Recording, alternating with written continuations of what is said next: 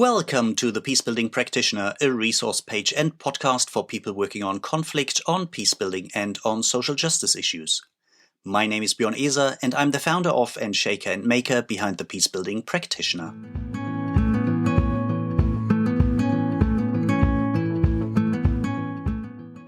Welcome back to Season 3 of the Peacebuilding Practitioners podcast. Season 3 is all about digital peacebuilding, this highly complex, tremendously exciting, often messy and quickly developing intersection where emerging technologies and the digital world on the one hand and conflict transformation, peacebuilding, human rights and social justice work on the other hand meet.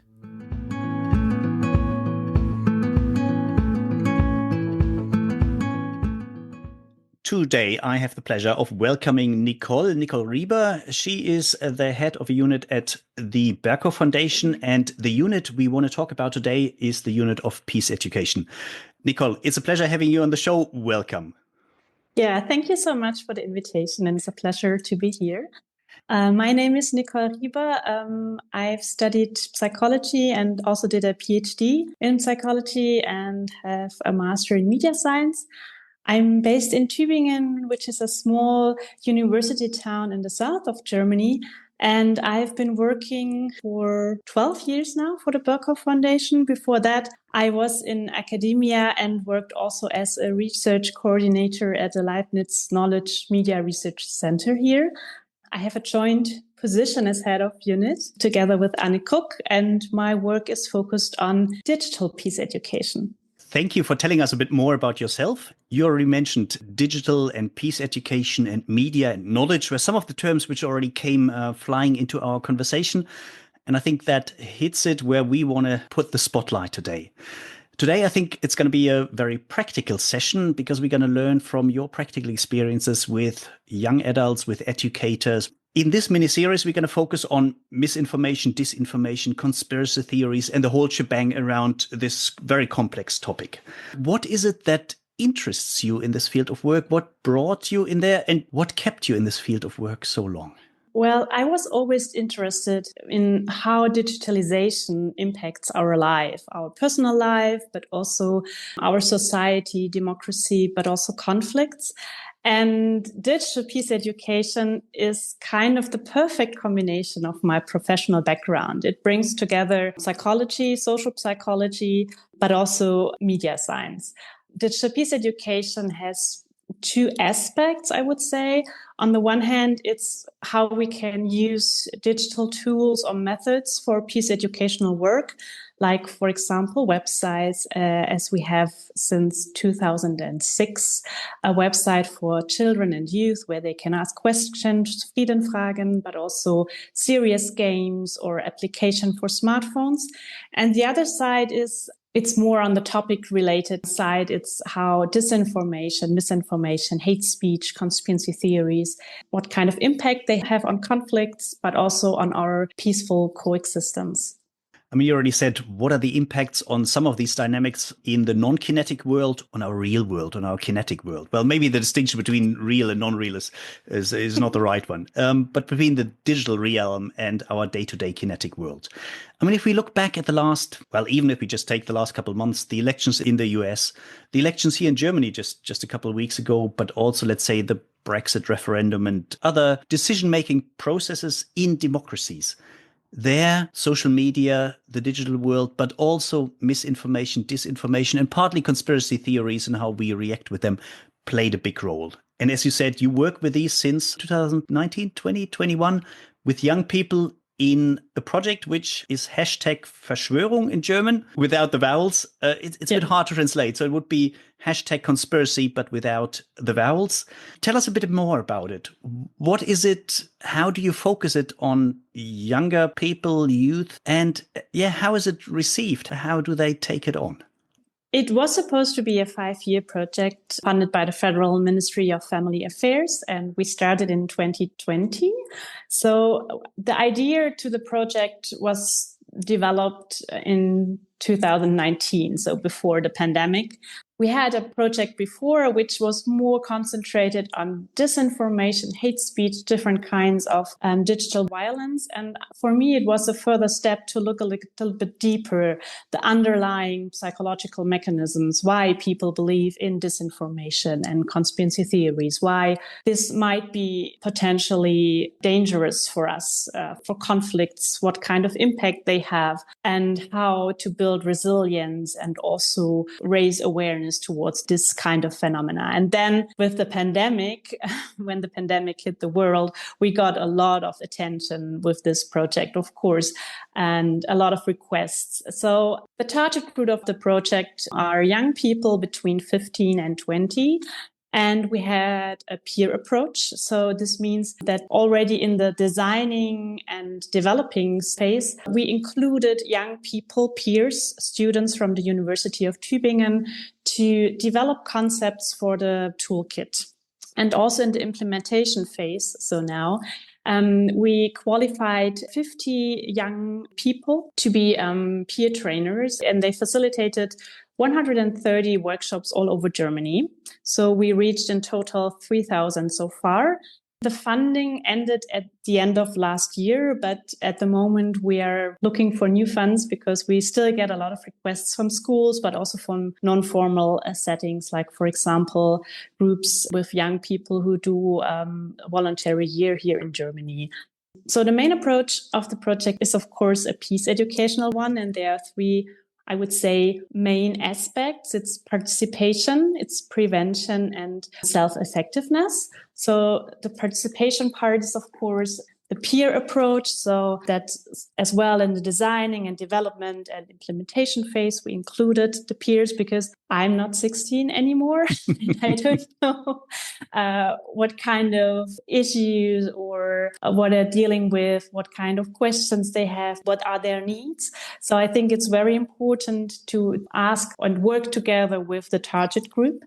Then it's prevention when it comes to conspiracy theories. It's very hard if someone already is kind of a so-called believer, then you kind of have to de-radicalize him or her or them. And then, of course, it's much more difficult than to have kind of a preventional approach. And the self-effectiveness is one part of building resilience towards these phenomena, and what is also very important for peace education, to show people how they can act, how can they engage for peace, and how they can become active, for example. Yeah, great. Let me probably just dive a bit deeper. I mean, I have 3 kids. 2 of them are already out of school. They're studying. The other one is 13 at the moment, is in school, is obviously exposed to everything that is out there, from just the great things about social media and being online, but also all the, excuse my language, all the crap out there, all the crap but harmless stuff, but also the really dangerous, democracy-threatening, mental health-threatening tendencies. If I think back of my school years, and I think I'm even a bit older than you, so this is back in the old days. What does it mean for a project like yours, where you want to offer a safe space for young people to discuss things, how they consume media, what it does with them, how they are active, how they are affected. And you want to do that in a conducive, encouraging environment. At the same time, it's in a school setting. How do you deal with that? Where you say, okay, it's somehow a formal setting. At the same time, you want a more informal process where students set the agenda, can open up, can be open and honest, can ask the questions they probably don't ask their teachers or not even their parents. What are the challenges and how do you deal with them? So our experience is that a lot of young people never have talked or rarely talked to adults about their experiences they have online. So what really helps is that our trainers are also young people. They are not like 14 or 15. They're like at the beginning of their 20s. But because of that, they can really be on kind of an eye level. And this makes something with the atmosphere of the workshop. We always recommend when we do the workshop in schools that the teachers do not attend the workshops. Sometimes they're very curious, so they want to be there. But even if they're there and they're in the background, then bringing young people together, open the floor and tell them, this is your workshop. And of course, we have kind of an agenda, but we are really flexible. And when they're bringing up a topic and want to talk about that, I think this is much more important than just to run through an agenda we have set. Our experience is that there are really fruitful exchanges also between the students they haven't had before. There was one student who had experienced kind of a shitstorm because he was a gamer, and then he observed hate speech and insulting, and then he was not a bystander to that person, and then he got a really shitstorm, and all his classmates were like, oh, really? We didn't know that something happened like that to you. So they really appreciate that there is a space where they can talk about what they experience online, but also to learn a little bit more about this phenomena, about the background and the motivation, for example, of disinformation campaigns, or why people believe in conspiracy theories, especially after the pandemic. This was quite important for them because we had, for example, one pilot workshop with UNESCO schools. And at the beginning, they were really like, okay, people who believe in conspiracy theories, they do not know it better. They are not very intelligent. So they had very less empathy for them. But learning about the mechanism, learning about why it is attractive. Everyone has the need for safety, for control, for uniqueness, and that conspiracy theories might be one kind of psychological mechanism which addresses this, gave them a broader and a more comprehensive understanding. And afterwards, they were really thrilled and motivated to do something online. And they created an Instagram account and wanted to post and raise awareness towards this phenomenon. And I really like that. That sounds great.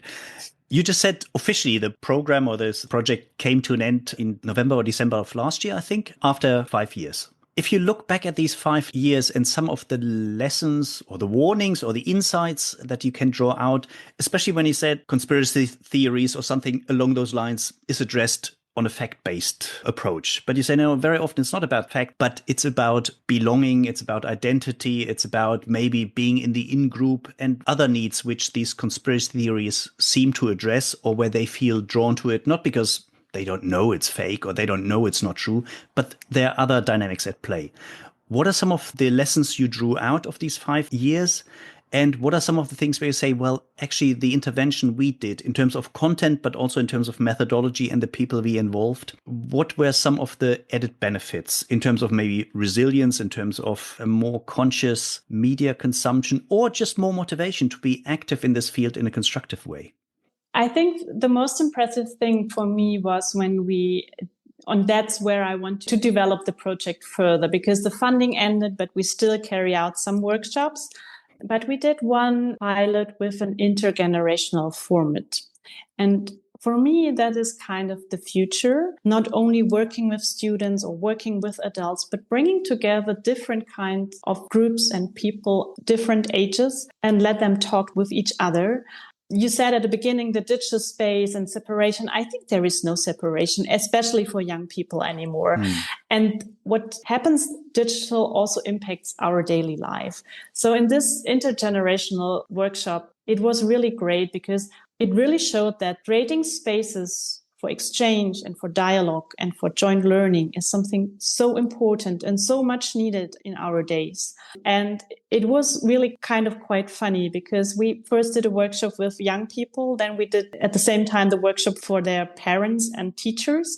And then we brought them together and we asked them, what are you worrying about?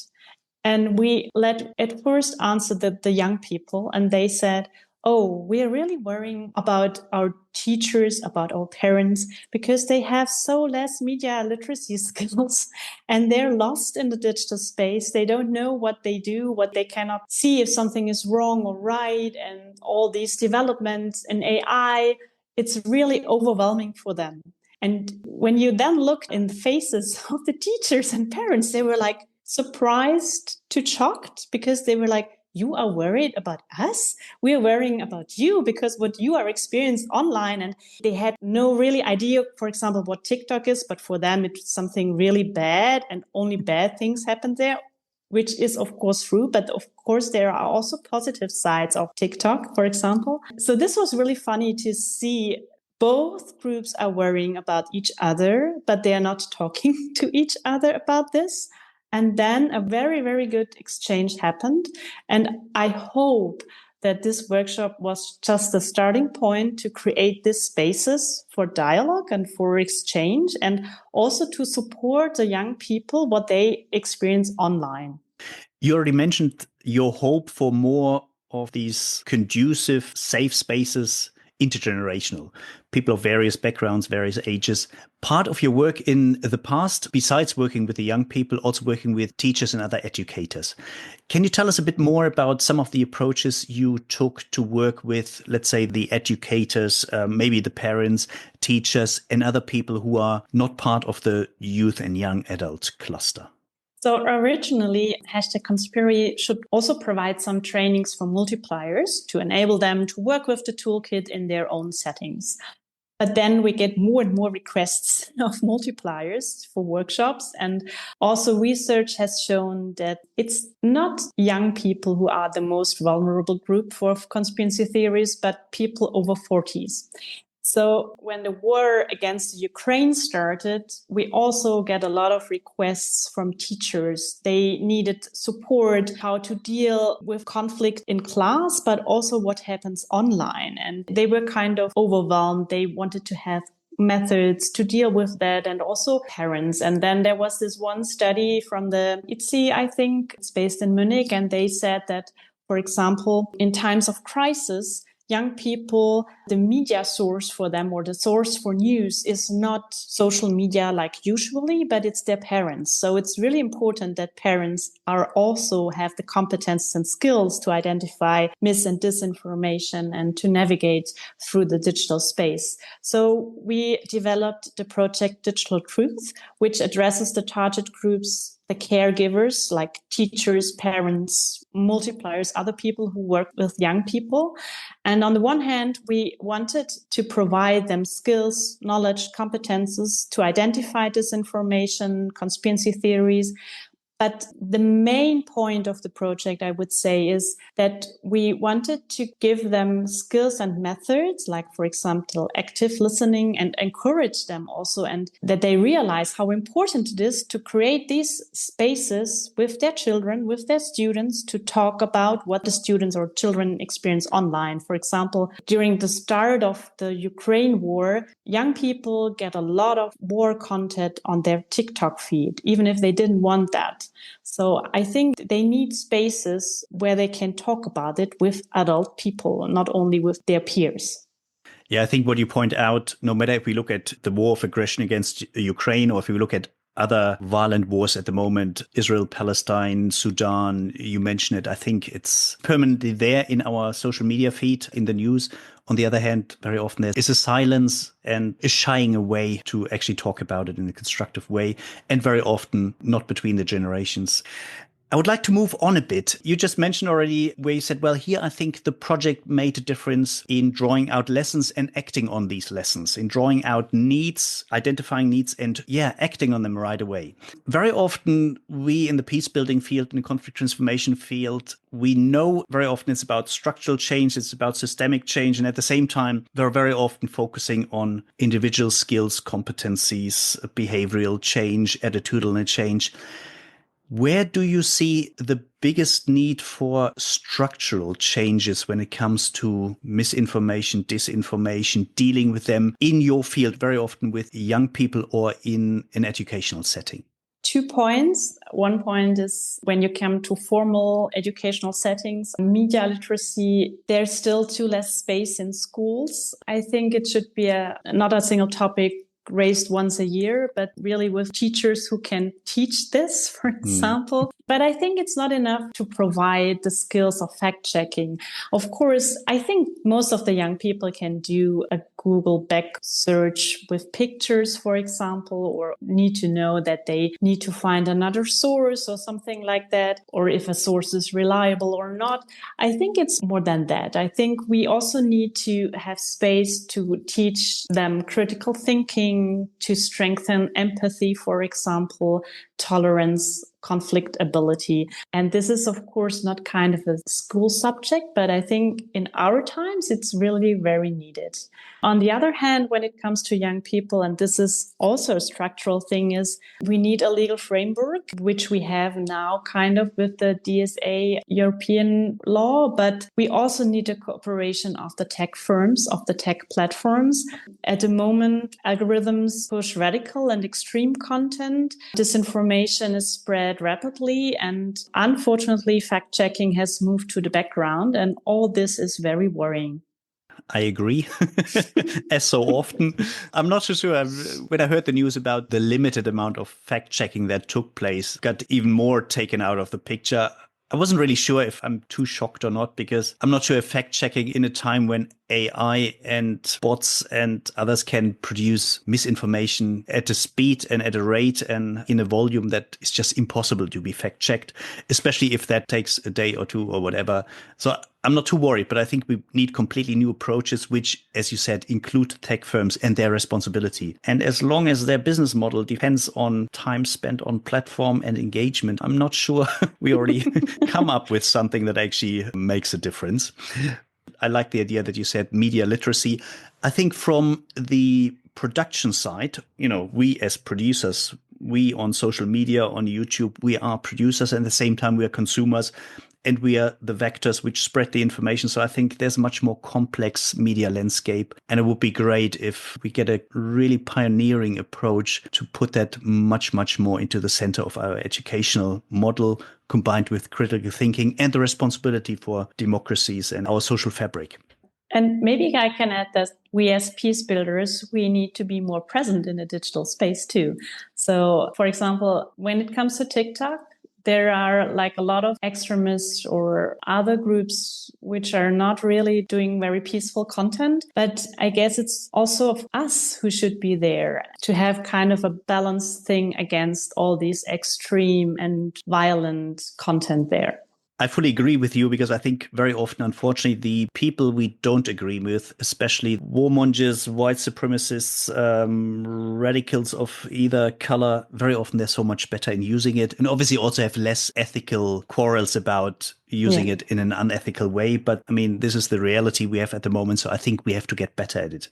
And I'm currently listening to an audiobook, and here, excuse my language, the book is called Mindfuck by, I think, Christopher Wheeler. He used to work with Cambridge Analytica, and it's about Cambridge Analytica's plot to break the world. So the engagement around the elections in the US, elections in Canada, but also around the Brexit referendum, and his insights. He was completely flabbergasted how clueless many people in the mainstream political sphere were about using data for election campaigning, the legal as well as the illegal, unethical one. And I think it's a great book, and there's so many really good inside accounts now which we can use to learn. Nicole, probably with an eye on the watch, let's probably move on. You mentioned we as peace builders have to be much more present. With our peace building glasses, what would you say are some of the important steps that organizations like yours, the Berghof Foundations or others, should take to actually take on the challenges you just described? Well, on the one hand, what I already said is that we should be more present in the digital space, but also, like, for example, working with content creators, because they also have a huge responsibility. But also, on the other hand, I think we need to include digital tools in our work, but also have in mind what kind of impact disinformation campaigns or misinformation and conspiracy theories have on conflict when it comes to violent conflicts, for example, like Ukraine, and what other actors are doing with this kind of, I call it now weapon, because it's kind of a weapon. It polarizes opinions, it radicalizes people, it might result in verbal or also in physical violence. And I think we have to keep that more in mind and integrate it also in our work and develop techniques, methods, tools to tackle these kind of issues. Yeah, you already said, well, I actually now called some of the things a weapon. Just another hint for a nice book. There's a book called Weapons of Math Destruction, math as in mathematics, exactly looking at what does it mean working with algorithms that clearly encourage divisive behavior, extremism, violent content, and what does it mean for this content in the digital world, the effects in the kinetic world on conflicts, on social injustices, on sidelining certain marginalized groups even further. Again, very insightful. I can highly recommend that one. Talking about resources, Nicole, in this mini-series, I always ask people to recommend resources and resources which come from beyond their very own project. I will obviously link your website. I will link to the hashtag conspiracy project. But what are some of the resources you would like to share? Or what is one of the resources you would like to share with the audience, which is from your field of work, but not from your very own project or organization? Well, I would like to recommend getbadnews.com. It's kind of a serious game, and the goal is to expose the tactics and manipulation techniques that are used to mislead people. When you're playing it, you build your own cognitive resistance against these common forms of manipulation, disinformation. It's kind of fun, and you understand the mechanisms of disinformation, how it works, and at the same time you build your own resilience. So I really like it. That sounds great. Is that a free online game? Yeah, it's free online. Yeah. I can also provide the link afterwards to you. Yeah, oh, that would be great. Sure, I'm going to check that out, and I'm pretty sure many people in the audience will check that out too. Nicole, last but not least, so where can people find more information about you, your work, and obviously the work of the Berghof Foundation in terms of peace building, peace education, and the digital peace education element especially? So, of course, you can visit our website, berghof-foundation.org, or our project website, which is a little bit difficult to pronounce. You can just maybe leave it in the comment. We have also a podcast, Gefangen im Netz, but it's only in German. But you can find us also on social media like LinkedIn, Instagram, Facebook, etc. Great. If you send me links, I'm going to put them all in the show notes. Sure. And I'm pretty sure some people are going to check that out. And the German speakers, I highly encourage people to check out podcasts. Great. Nicole, thank you so much for taking the time. I know you're very busy, so I appreciate it even more that you took the time to speak with me and to share your experiences and knowledge. And all the best for whatever's coming next. Thank you so much.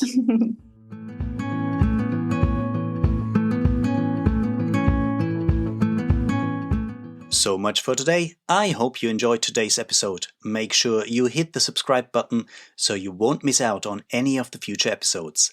And I would really appreciate if you leave me a rating on iTunes, on Spotify, Stitcher, or wherever you listen to your favorite podcasts. If you want to learn more about the Peacebuilding Practitioner, head over to my webpage. That's www.thepeacebuildingpractitioner.org, where you find plenty of articles from practitioners for practitioners. And if you want to dive even deeper into this field of work, join us for one of our online courses. If you want to learn more about that, just get in contact with me. You find the contact details in the show notes or on my webpage.